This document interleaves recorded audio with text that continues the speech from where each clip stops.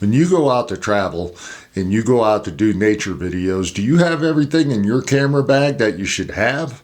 I'm going to show you what's in my camera bag for 2024. Stick around and see what's in there.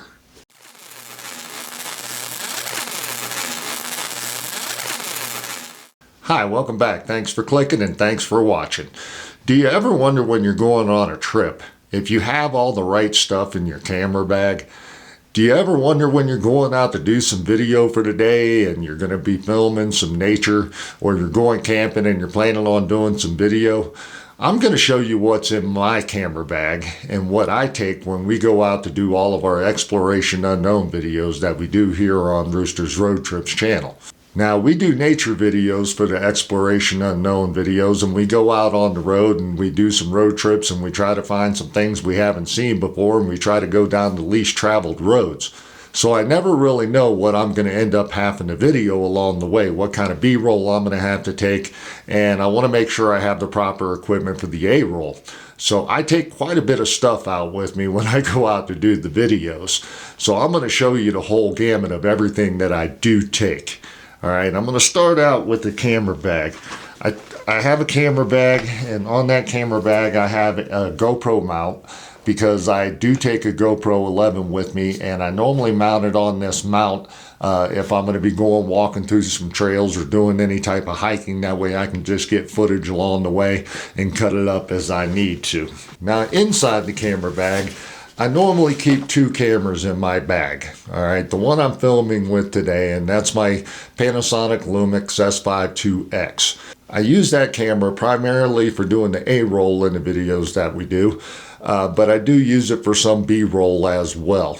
That camera has a cage on it, and I normally keep the handle for the cage inside the bag as well.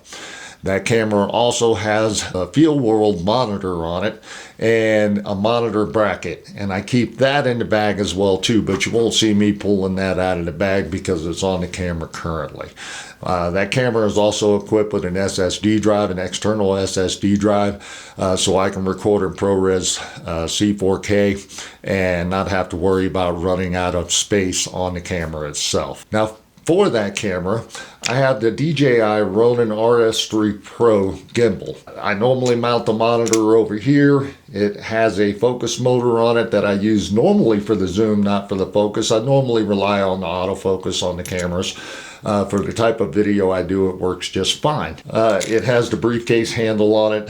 This gimbal, with that camera, it's a really good combination. The gimbal takes the weight very well, but I normally take this along with me as well. Now, the other camera that I keep in the bag is my Panasonic Lumix GH6. This camera I normally use for a ton of B-roll. I do have a strap on it so I can have 3 points of contact when I'm doing the B-roll if I'm doing it handheld. But most of the time I mount this camera to the DJI Ronin SC gimbal.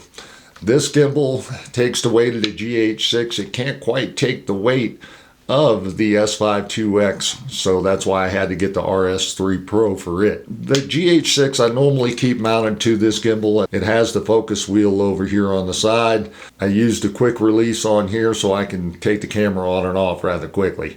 When I mount the camera to the gimbal, I have to take the strap off so it doesn't get in the way, so most of the time the GH6 lives without the strap.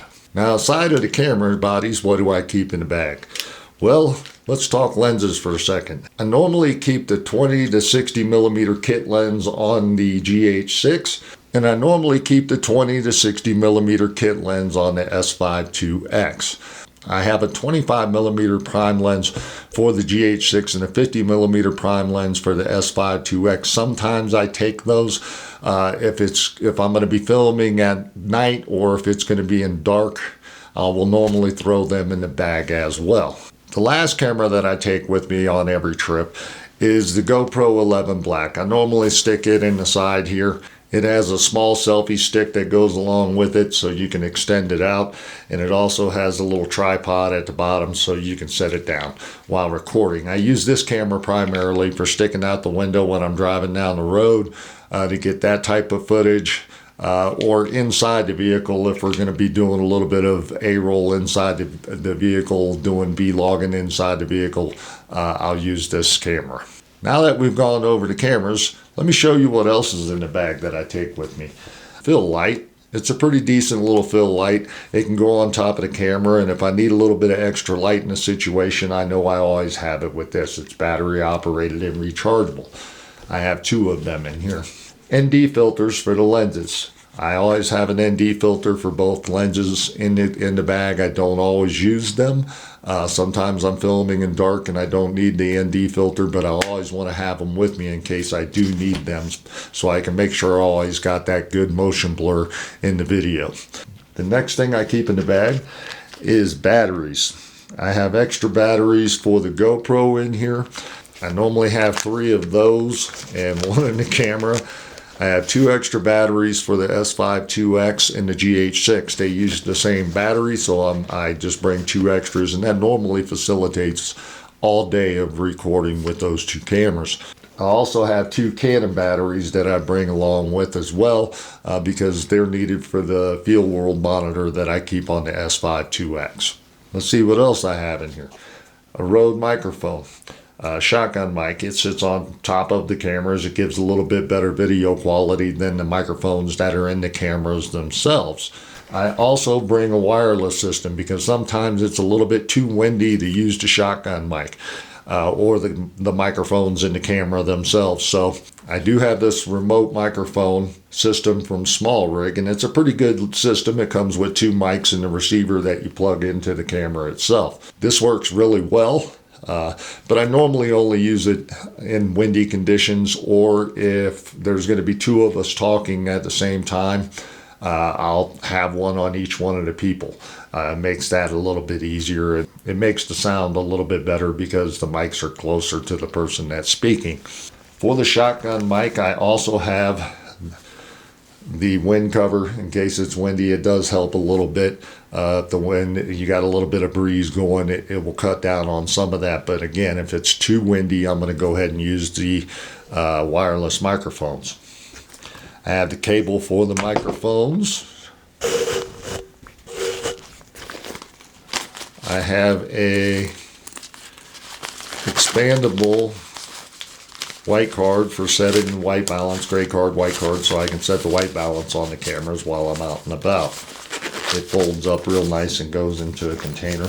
I have multiple cables in here to connect the gimbals to the cameras themselves, for connecting the SSD to the cameras, and also to offload all that stuff to my laptop that I also take with me when we're out doing these videos. Also in the bag, I make sure I have extra SSD cards for the camera so I never run out of space while I'm out recording. Another camera that is in this bag that I kind of forgot about, I do have this little FLIR camera that attaches to my smartphone, and it allows me to take FLIR images at nighttime. It detects heat, and you can really see what you're doing at night with the FLIR camera. So I do keep that in the bag too for when we're out camping and that sort of thing. I can do some video at night with the FLIR camera and be able to see what's out there. I also take an extension pole. This fits onto the gimbals, and it allows me to get higher shots if I want to get with them. I recommend everybody have one of these in their bag. Even if you don't have a gimbal, you can put it on your camera and still get those higher shots. It's relatively cheap, and it doesn't take up a whole lot of space, and it's light because it's made out of carbon fiber. The last item on the list that I always make sure I'm taking with me when we go out to do the Exploration Unknown videos on the Road Trips channel is the drone.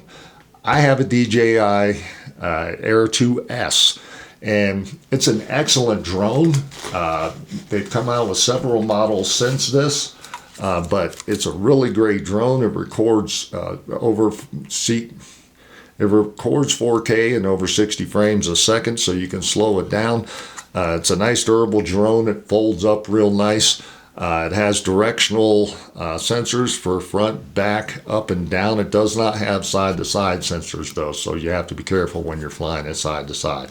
This bag has 4 extra batteries for the drone, and I do have the RC controller for it. So I always make sure that I take my drone out with me too. I don't always get to fly it because sometimes it's just a little too windy to put the drone in the air.